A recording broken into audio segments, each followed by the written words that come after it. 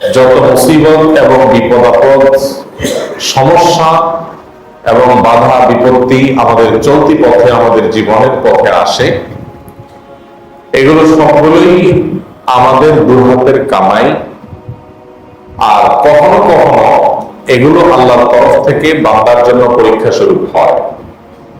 পরীক্ষার কথাটি আল্লাহ তাআলা অন্য আয়াতে বলেছেন। আল্লাহ বলেছেন, ওয়ালানাবলুওয়ান্নাকুম বিশাইইম মিনাল খাউফি ওয়াল জুউই ওয়া নাকসিম মিনাল আমওয়ালি ওয়াল আনফুসি ওয়াস সামারাত ওয়া বাশশিরিস সাবিরিন।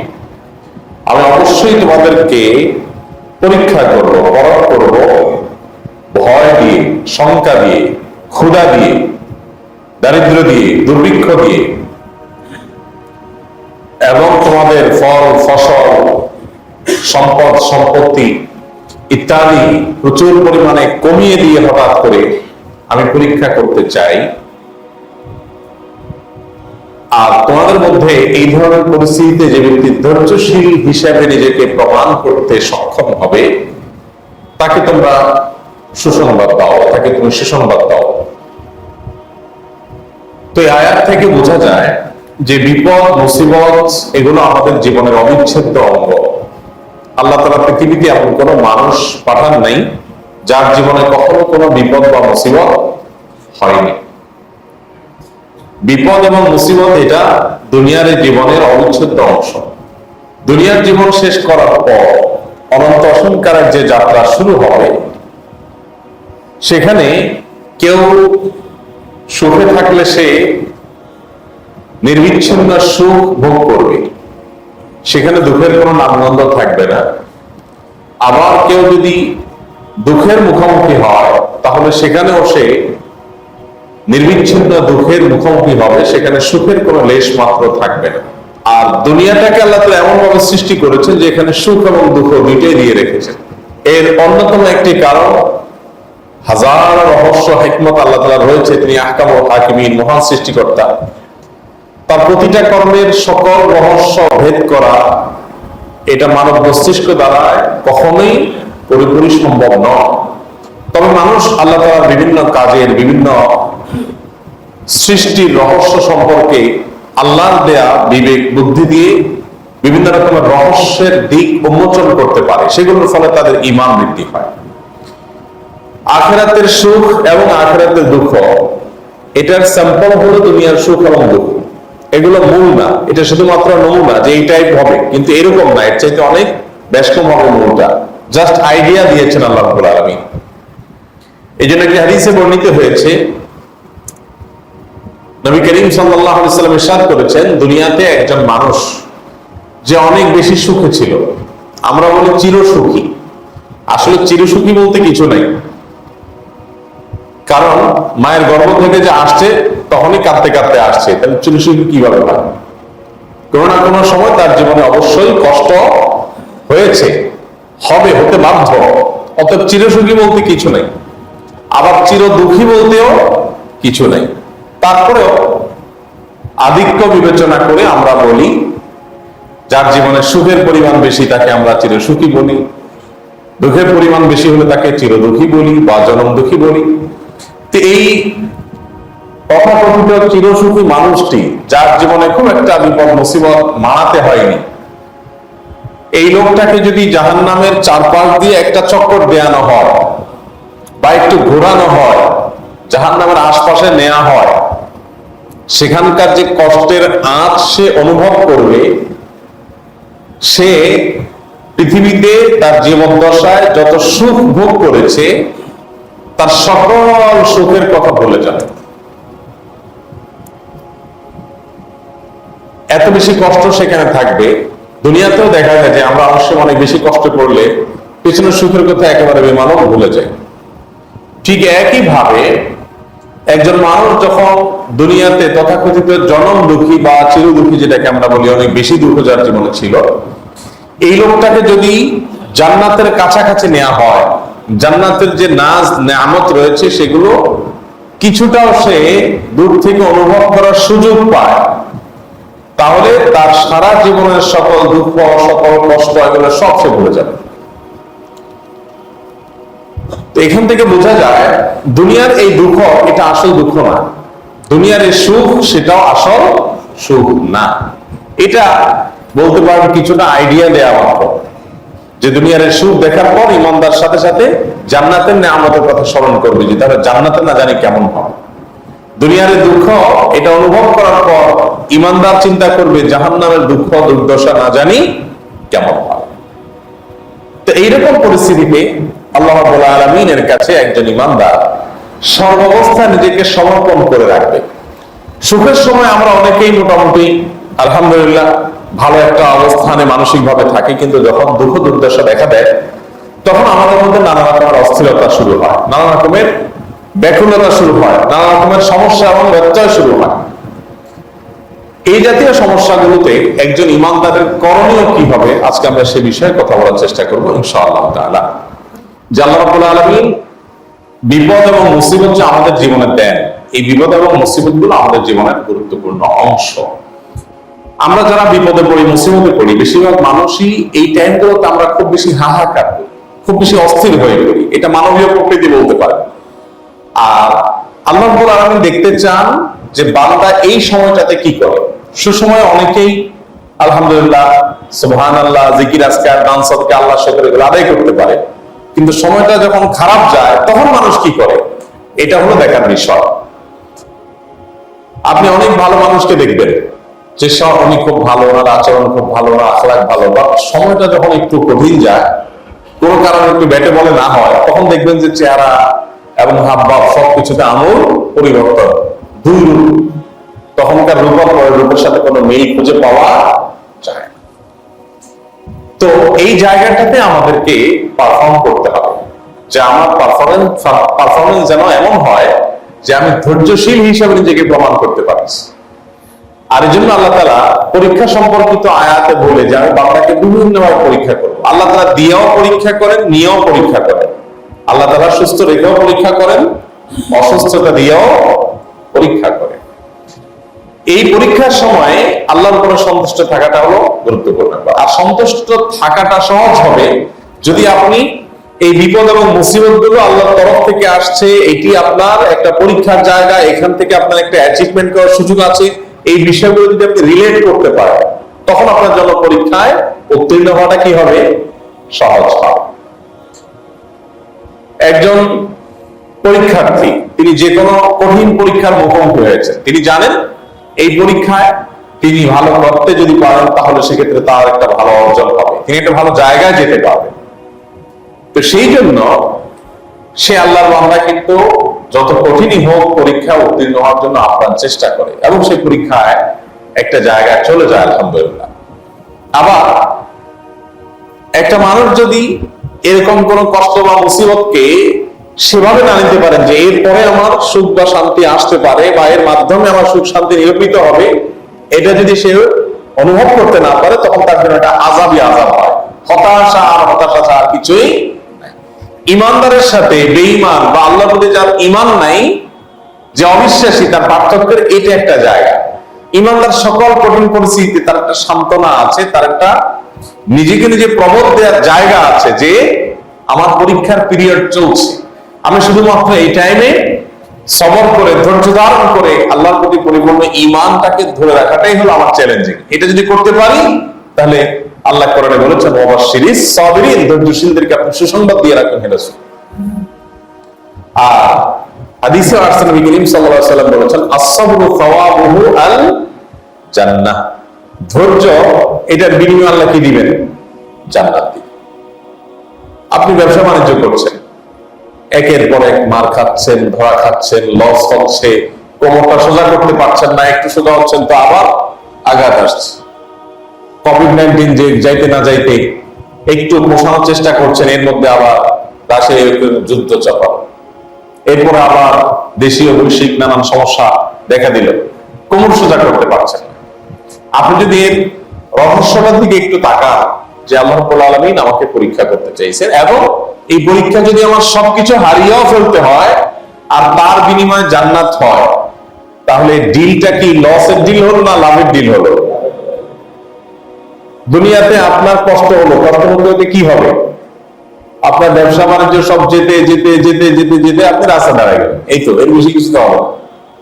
অথবা কষ্ট করতে করতে করতে করতে আপনার রুহটা বের হয়ে যাবে, এই তো মরে যাবে, এর চেয়ে বেশি কিছু তার হবে না। তো এটা তো এমনিও হবে, এক সময় রাস্তায় তো আপনাকে এমনিও যখন মরে যাবেন সব মানুষ ভাগযোগ করে নিয়ে যাবে, আপনাকে মাটির নিচে রেখে চলে আসবে। এই পরিস্থিতির সম্মুখীন এমনিতেও হতে হবে কি হবে না? আর আপনি যে কষ্টে আছেন, মুসিবতে আছেন, বিপদে আছেন, এই বিপদটা যত কষ্টকর হোক, যত কষ্টদায়ক হোক, এটার যন্ত্রণা, এটার কষ্ট সহ্য করতে না পারে আপনি মারা গেলেন। তো মারা তো আপনি এমনিও যাবেন। অতএব আপনি অবশ্যম্ভাবী পরিণতির দিকেই অগ্রসর হচ্ছেন, নতুন কিছু হবে না। যা এমনিতেও হইতো জাস্ট সেদিকে হয়তো আপনাকে যেতে হবে, এর বাইরে আর কিছু। কিন্তু এটার বিনিময়ে যদি আল্লাহ রাব্বুল আলামিন আপনাকে কিয়ামতের ময়দানে জান্নাতের সার্টিফিকেট দিয়ে দেন, চির সুখ, যেখান থেকে আর কখনো দুঃখের দেখা পাবেন না, তারপরে আর কখনো আপনার জান্নাত থেকে বের হতে হবে না, অনন্ত অসীমকালের সুখের যদি আপনি পরোয়ানা পেয়ে যান দুনিয়ার এই 10, 20, 30 বছরের কষ্টের বিনিময়, তাহলে সেটা অবশ্যই লাভজনক ডিল, সেটা কখনো আমাদের জন্য লসের ডিল হতে পারে। ইমানদার যখন তার আইডিওলজি, তার চিন্তা ভাবনা যখন এরকম হবে, তার দর্শন যখন এরকম হবে, তখন তার জন্য এই সকল কষ্ট সহ্য করা পারের মতো কি হবে? সহজ। সাহাবায়ে কেরামের মধ্যে অনেক সাহাবী ছিলেন এ জাতীয় অনেক কষ্ট ভোগ করেছেন, কিন্তু সেই কষ্টগুলোকে আলিঙ্গন করা, সেগুলোকে ওয়েলকাম করা, তাদের জন্য হাসি মুখে বরণ করাটা পানির মতো সহজ হয়ে গেছে যখন ভেতরে ইমানটা ভালো করে তারা গেঁথে নিতে পেরেছে। যে এই সবগুলোর বিনিময়ে আলটিমেট আমি যদি আল্লাহর কাছে জান্নাত আশা করি, তাহলে এগুলো আমার জন্য কোনো ক্ষতিকর কিছুই না, জাস্ট সহ্য করা। একজন রোগী, তিনি যেরকম ডাক্তারের কাছে নিজেকে সমর্পণ করেন, কাটাছেঁড়া করেন, ডাক্তার সাহেব অপারেশন করেন, হ্যাঁ, এবং তিতা ওষুধ দেন, তার পছন্দ হয় না সেরকম ট্রিটমেন্টও তার উপরে আরোপ করেন, সবকিছু তো রোগী মেনে নেয়, সহ্য করে নেয়। কেন? কারণ জানে যে এই কষ্টটা সহ্য করতে পারলেই আমার কি হবে? সুখ হবে। মুহতারাম হাজিরিন, এই জন্য নবী করিম সাল্লাল্লাহু আলাইহি ওয়াসাল্লাম তিনি আল্লাহর কাছে নিবেদন করতেন, আল্লাহ, সুখ এবং দুঃখ এই দোনো অবস্থাতেই আমি তোমার উপরে সন্তুষ্ট। তুমি সুখে রাখলে তো সন্তুষ্ট আছি, আবার দুঃখ দিলে সেটাও আমি তোমার প্রতি কোনো আমার অভিযোগ অনুযোগ নাই। তুমি আমার সৃষ্টিকর্তা হিসেবে আমার জন্য যা কল্যাণের সেটাই করছো। কিন্তু আল্লাহ, দুঃখ দুর্দশা এটা তো পরীক্ষা, এই টাইমে স্লিপ না করে নিজের জায়গায় দাঁড়িয়ে থাকা, একেবারে সাস্টেইন করা নিজের ঈমানকে, এটা একটা জটিল কঠিন কাজ। এই জন্য আমি তোমার কাছে সবসময় দুঃখ দুর্দশা থেকে মুক্তি চাই, পেরেশানি থেকে মুক্তি চাই, কিন্তু তারপরে তোমার ফয়সালা যদি হয়, আমি বিশ্বাস করি যে এর পেছনে আমার কল্যাণ অবশ্যই আছে। আমরা নিজেদের জন্য যেটাকে কল্যাণকর মনে করি, আমি একটা ব্যবসায়িক ডিল করতে যাচ্ছি, আমি একটা কাজ করতে যাচ্ছি, সে কাজটা বাধাগ্রস্ত হলো না, ব্যাটে বলে আমি ফেলিউর হয়ে গেলাম, আমি ব্যর্থ হয়ে গেলাম। এত কিছুর পরও সেই কাজটা আমার জন্য সার্বিকভাবে সর্বতভাবে কল্যাণকর হতে পারে, কারণ আমি আমার নিজের জন্য যা ভালো মনে করছি, আমার সৃষ্টিকর্তা আমার জন্য যা ভালো মনে করছেন সেটা অবশ্যই তার চাইতে, আমারটার চাইতে কল্যাণকর হবে। কারণ অভিভাবক, তার অধীনস্থ যারা থাকেন, তাদের কল্যাণটা যত ভালো বুঝেন, এই অধীনস্থরা নিজেদের কল্যাণটা তারা এত ভালো বুঝেন না। মানুষ নিজে যেটাকে ভালো বুঝে, তার চাইতে উপরে যারা থাকেন তাদের দৃষ্টির প্রসারতা আরো অনেক বেশি থাকে। এই জন্য দেখবেন সন্তানরা বাবা মার কাছে অনেক কিছু চায়, বাবা মা দেয়, সন্তানের ভালোর জন্য দেয়। এখন সন্তান যদি মনে করে যে না, বাবা মা অমানবিক, জুলুম করছে, তাহলে এটা তার নির্বুদ্ধিতা ছাড়া কিছুই না। আমাদের জীবনে অনেক সময় অনেক জিনিস আমরা চাইছি কিন্তু হয় নাই, এরপর একটা সময় আমাদের বুঝে আসছে যে হয় নাই, এই না হওয়াটা আমার জন্য কল্যাণকর হয়েছে, না হওয়াতে আমার অ্যাচিভ হয়েছে, এই অর্জনটা হয়েছে, হলে এটা আর হতো না। এরকম জীবনে হাজারটা ঘটনা আপনি মেলাতে পারেন। আর যদি আপনি মিলাতে নাও পারেন, তো ইমানদারের তো ক্ষতির কিছু নেই। নবী করিম সাল্লাল্লাহু আলাইহি ওয়াসাল্লাম বলেছেন এক হাদিসে, আজাবান লিআমরিল মুমিন, ইমানদারের পুরো বিষয়গুলোই আশ্চর্যজনক, অদ্ভুত। কারণ ইন্না আমরাহু কুল্লাহু খায়র, ইমানদারের সবকিছুতেই কল্যাণ। ইন আসাবাহু শাররুন, ইমানদারের জীবনে যদি কোনো বিপদ হয়, মুসিবত হয়, সমস্যা দেখা দেয়, বিপদ হয়, তাহলে সেক্ষেত্রে সাবারা, সে ধৈর্য ধারণ করে। ফাকানা খায়রাল্লাহ, তো ধৈর্য ধারণ করলে এই বিপদটা তার জন্য বরং আশীর্বাদে পরিণত হয়ে গেল, সবর করে সে জান্নাতি হলো। আর ওয়াইন আসাবাহু খায়রুন, আর যদি ইমানদারের জীবনে ভালো কিছু আসে, তাহলে সে শাকারা, আল্লাহর শুকরিয়া আদায় করে, কৃতজ্ঞতা জ্ঞাপন করে, তো এটাও তার জন্য কল্যাণ হয়। হাতি মূল্যও লাগ, বাঁচতেও লাগ, ঠিক ইমানদার অবস্থা। এরকম যদি সে সর্বাবস্থায় ইমানটাকে রিলেট করতে পারে। মুহতারাম হাজরিন, এই জন্য আল্লাহ তাআলা তার প্রিয় মানুষদেরকে সবচেয়ে বেশি কষ্ট দিয়েছেন, সবচেয়ে বেশি পরীক্ষা নিয়েছেন। হাদিসে আরসিনে রাসূলুল্লাহ বলেছেন, আশাদ্দুন নাসি বালান আল আম্বিয়া, সবচেয়ে বেশি বিপদ আপদ মুসিবত হয়েছে যাদের জীবনে, তারা ছিলেন কারা? নবী রাসূলগণ।